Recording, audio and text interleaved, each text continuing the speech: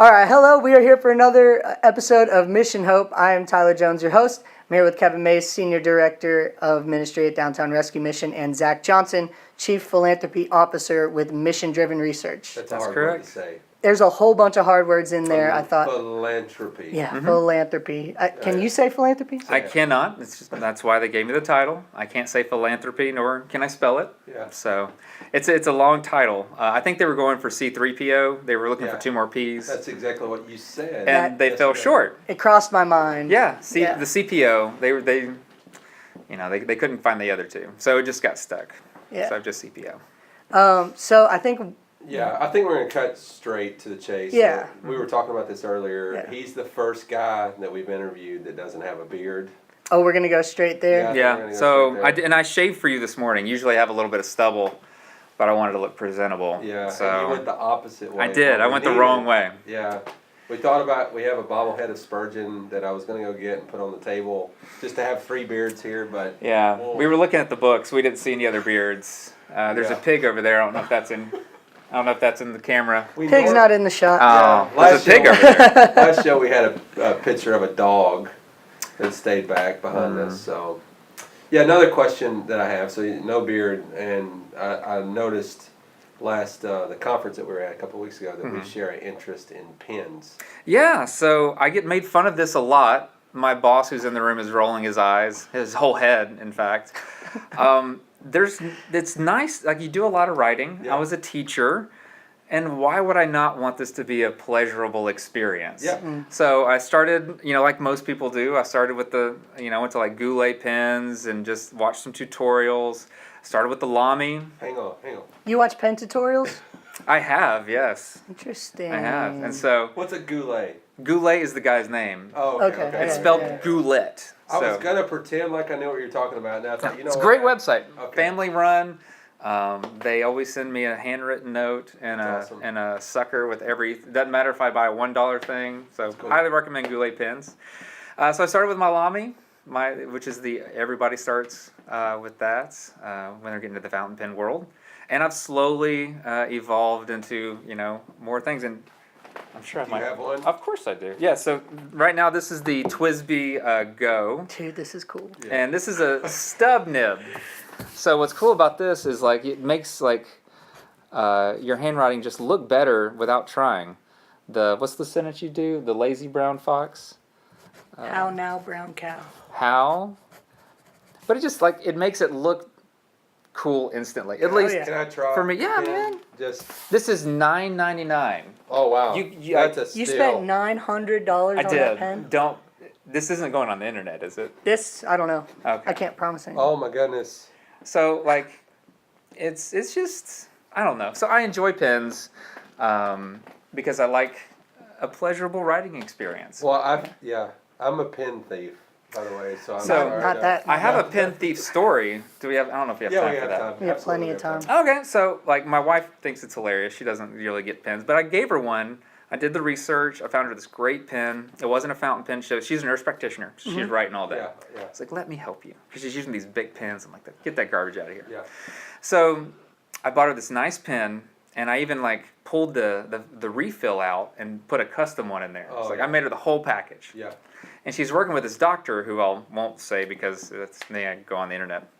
And he uses these $200 pens. Oh yeah. And so he's like, I left my pen at home. I was like, well, my husband likes pens. Would you like to borrow mine? And this is a pink pen. Yeah. And this is a man with like a Tom Selleck mustache, Yeah. like grown man. Love it. He starts writing with it, and he looks at it.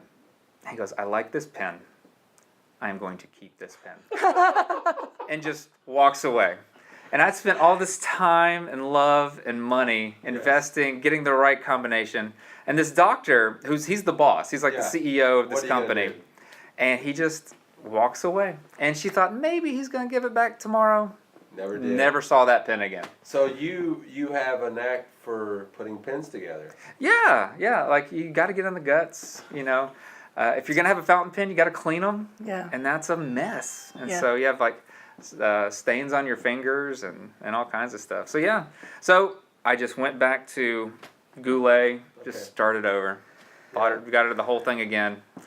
And so there are now 2 custom pins in Huntsville, and one is somewhere out in the wind. It's gone. I don't know where it is. Some doctor has it, or actually he lost it in his. Well, yeah, for seat of him, his that's like a car. 35-cent Bic. Yeah. Because he writes with he drives, maybe too much information, and he writes, with $200 pens. So Yeah. Well, what are you gonna do? That's cool. I mean. So I felt validated in a weird way. Exactly. He stole your pen. Yeah, he loved was it. so He pleased, appreciated it. and he told her straight up, "I'm stealing this pen." Yeah.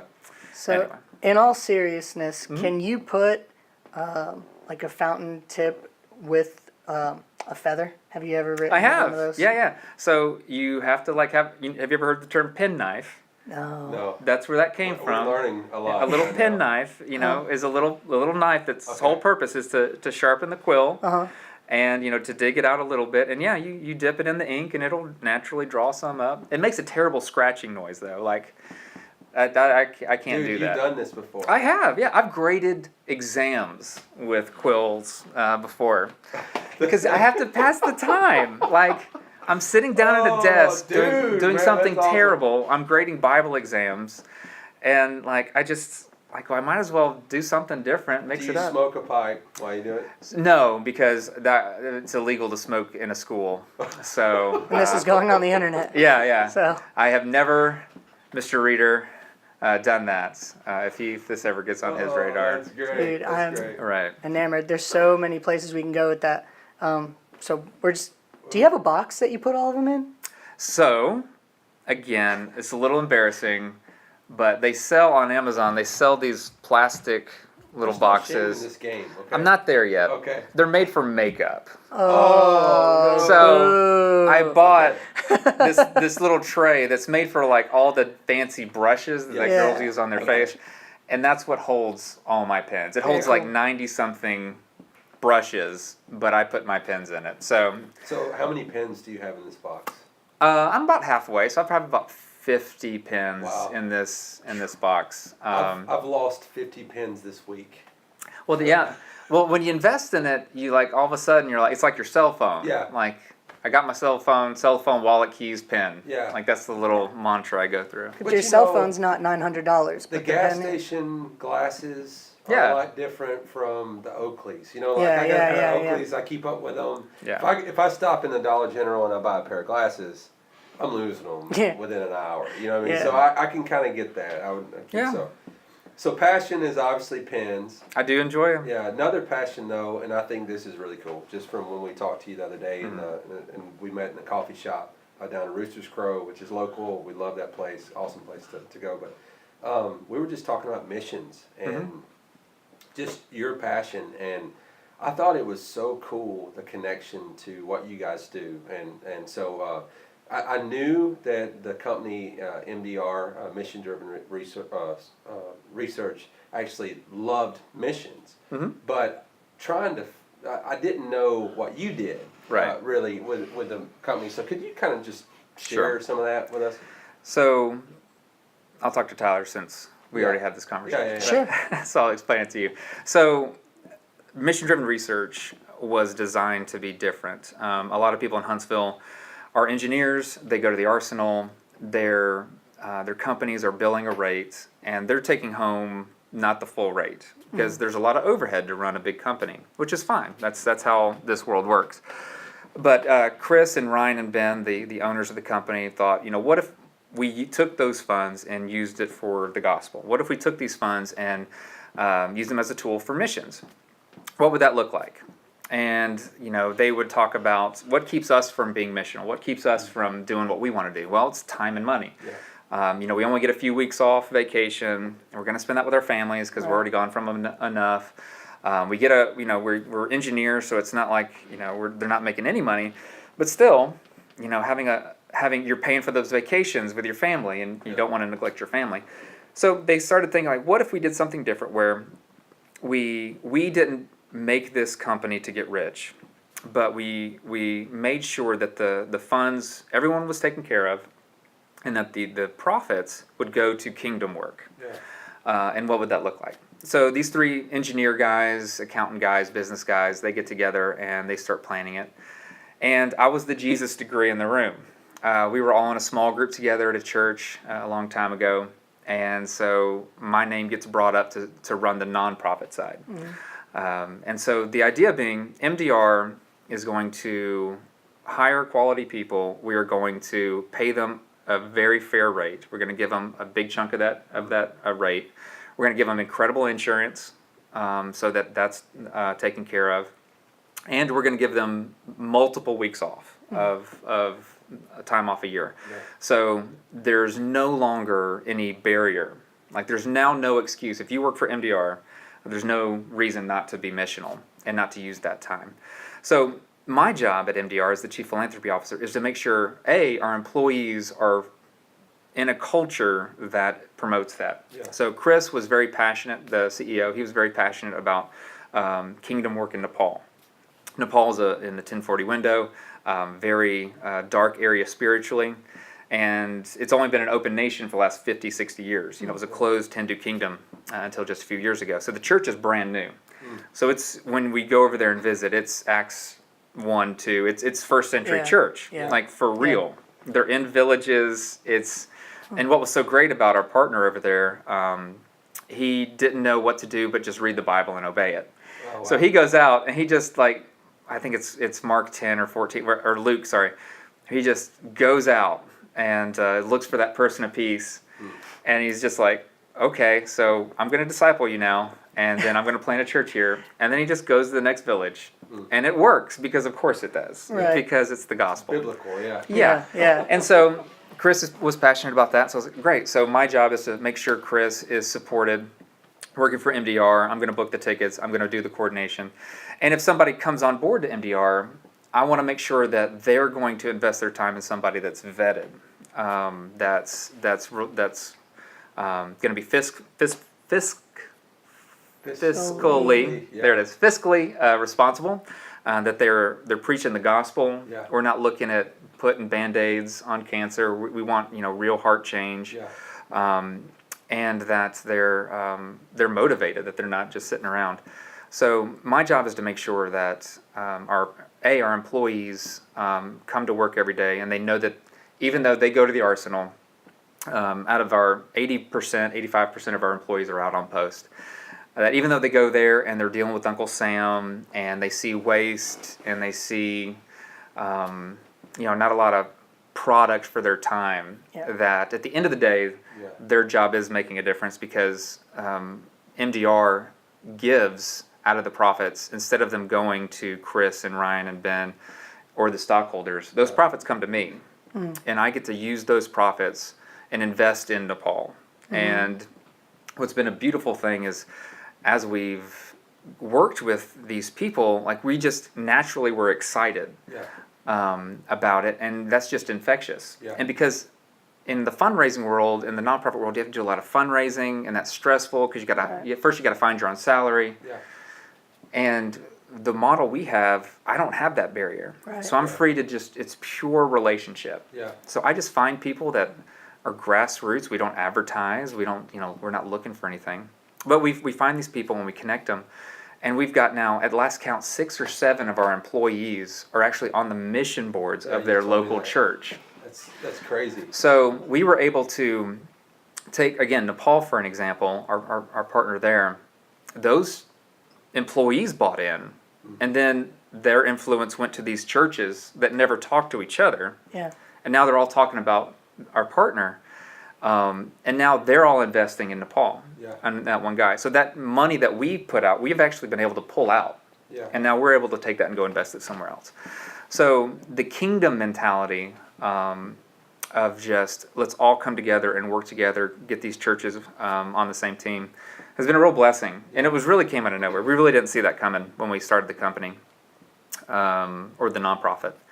But it's been a wonderful accident, that getting these churches to come together and partner together for the kingdom, not for their own namesake. But so we want to make sure that MDR, our employees, are empowered to do that, and from MDM, we're here to vet people, make sure. That's why we love the DRM. I told you at coffee, we were very frank. Like, there's years in the past I've visited, and I was like, and it's been a while ago, so Yeah. probably nobody here, but I wasn't a fan. Yeah. I wasn't a fan of the direction, and I was like, okay, like that's what the DRM is, and I honestly just didn't know what y'all were doing until we re-met the other day, and I was like, okay, well, like the DRM is somebody, like that's who we want to be in partnership with, people that are going for the heart. We're not trying to just change behavior.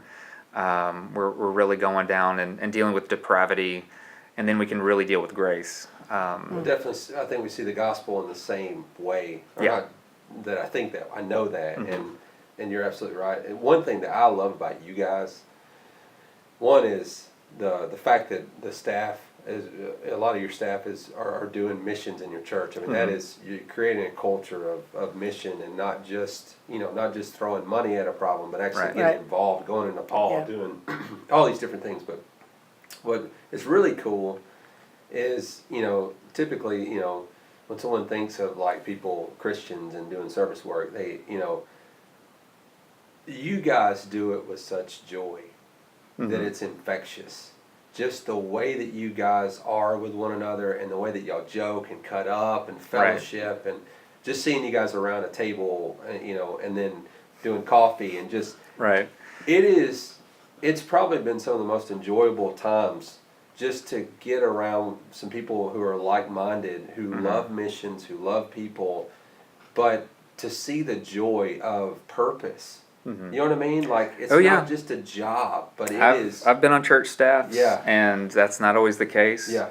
And I said it already. We just came from a company-wide lunch, actually, and I was talking to somebody who I was sitting next to somebody that's not really involved. He hasn't bought in yet fully, and he's a great guy, but like I wanted to make sure that he knows that we love him, and I'd pat him, and because we do, we love all of our employees, and we want to make sure that they feel loved and valued at our company, and just being able to, and again, like I said, have that freedom because of the structure we have. Yeah. Like I ain't got to get out there and work to just try to pay the bills, or to get my insurance money covered.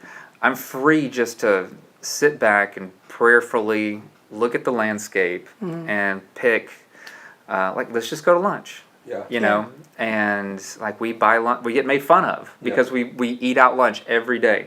My cholesterol is through the roof. I got my blood work back. My wife, like I said, is a nurse practitioner. She's like, dude, what are you doing? And so I got to start getting some salads. I don't know. Yeah. But we eat out every day because everybody it really is a free lunch, and people just relax around a meal. Yeah. I think the Lord's Supper, there's truth to that. Reason So for it.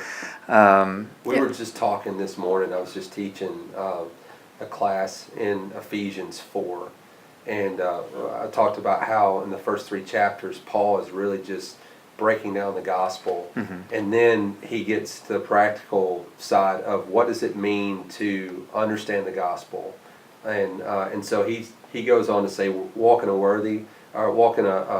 manner worthy of your calling. But the things that he says are humility, gentleness, patience, loving one another, and then unity and peace. And just, I see those things with you guys, and I think the reason why humility and peace and gentleness is so prevalent is just a proper understanding of, hey, I am completely and utterly depraved. Right. Need Christ to save me completely, 100%. And then as we understand that, proper understanding of the gospel, we then approach everyone with such a humility and a gentleness but for the grace of God. Right. And just, I love it. I love to see when the gospel's changed the heart, and then it changes behavior with brothers. So And that's what and we, the guys that are internal, we're all in one room about this. Like we have a shared office.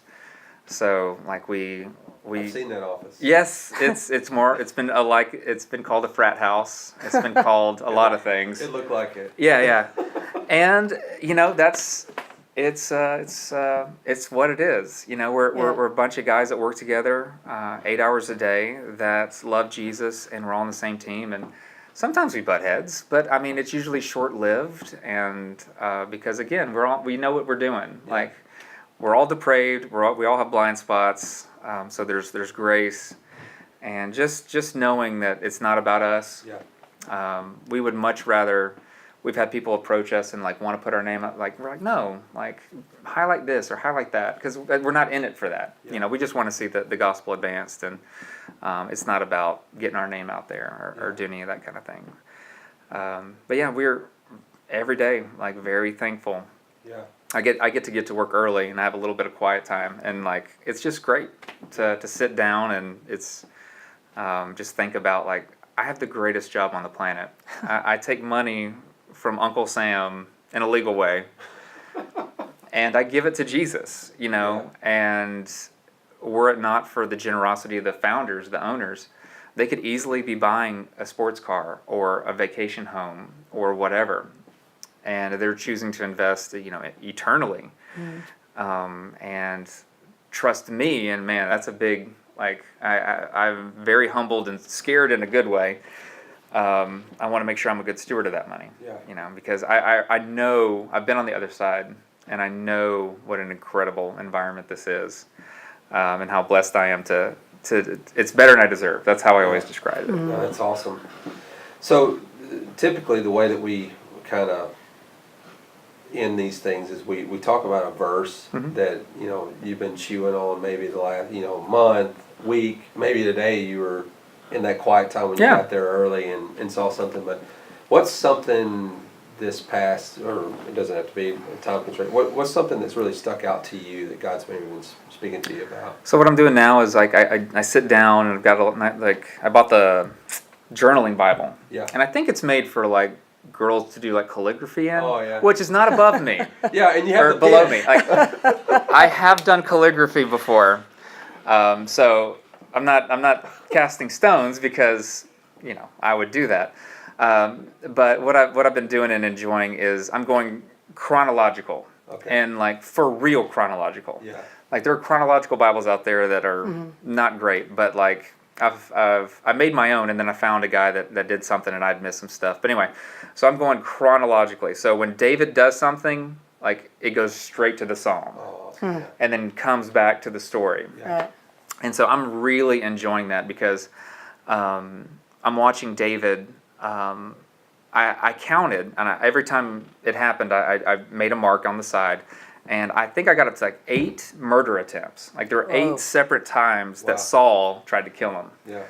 And this dude just trusted God so much. Like somebody tried to murder me 8 times. There's no way. I'm American and I got the Second Amendment and I'm going to end this. So, I mean, that was like, man, that is a whole nother level of trust in the sovereignty of God. And then you read, you would read that story, then you read the Psalm right after it, and he's calling for vengeance. Like he's not passive. He's not a doormat. Right. But he's leaving all that to God. He's like, God, you judge them. You cast them down. You let them fall in the pit. Yeah. He's not saying like, let me kill them. He's not doing any of that. So that's just right off the top of my head. That's what I've been doing lately, and going back and forth, watching David, and his trust, not in anything but in God. And again, I can't overemphasize like how great it is to read those Psalms right after that, because it's just so fresh. Yeah. You read the Psalms, it's like everything's kind of the same. They're different, they're great, they're wonderful, it's God's word, but like to put it into that context. Has been really cool. So that's it. Yeah, and think of him as a man after God's own heart, but you see his depravity. Yeah, he was a man. Oh, yeah. He was a man. He's already got 2 wives, Yeah. 2.5 if you count Michael, if that's how you pronounce, Saul's daughter. So like he's already like, dipping his toe in maybe even early in the story. So, and that's the other thing, I ain't trying to be like David. I want to be like Jesus. Yes. I want to be like David when he was acting like Jesus. Yes. I don't want to be. I ain't trying to slay no giants. Yeah. And Jesus slays the giant. Yeah. Like I'm the scared Israelite in the tent. Yeah. That's me. Yeah. The sad.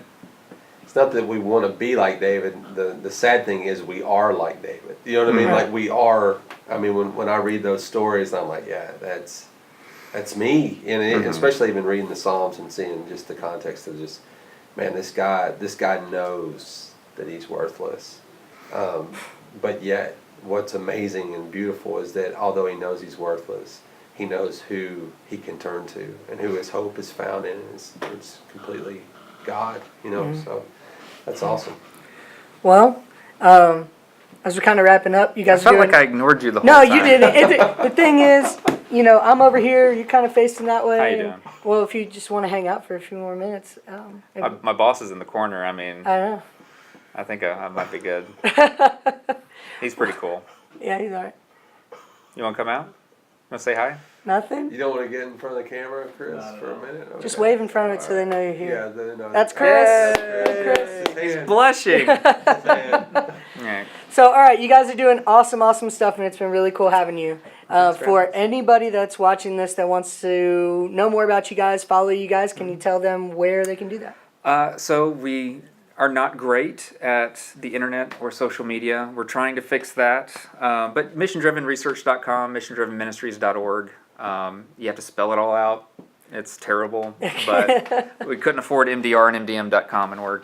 But yeah, we're on all the socials. I think it's MDR Huntsville, MDR_Huntsville for Twitter, MDM_Huntsville. I'm probably giving just who knows what I'm linking to right now. That's cool, yeah. Mark Driscoll Ministries, who knows? I saw something too, and I don't know, but y'all are doing an event soon, aren't you? Where you have some recruiters talking to some engineers. Oh yeah, so that's not my lane. I'm in charge of giving away the money. Yeah. They're in charge of. They don't want me picking the people that make the money. Because I only know seminarians and those kind of guys. So Yeah, I saw I'm that. sure it's on LinkedIn maybe. Yeah. So yeah, if it's a great place to work. Yeah. Sounds cool. You It should would be if you're an definitely- engineer, you should be beating down our door. You should. I would say that if you're an engineer in Huntsville area, It's true. dude, that's the place to be. Like I I think so. Yeah, I walked in y'all's office the other day, and I was like, That's internal though. Like remember those. You're Most gonna have people are out on you're the gonna have to go to the arsenal. Yeah. But like your work's gonna go to Jesus. That's Like, okay. It's the culture. That's what you want to be a Right. part of. yeah, So definitely. And again, that's hard with all those guys out on post. To create that culture and to keep that culture is a challenge. We kill it internal, but Yeah, it's a challenge. So we're navigating that. So y'all can pray for us in that. we definitely will. For sure. definitely will. Well, this has been awesome. Tyler Jones, Kevin Mays, Zach Johnson, Chief Philanthropy Officer That's at right. Mission Driven Research. Thanks everyone for listening, and we will see you next time. Boom. Good. That's it. That was fun, Excellent. huh?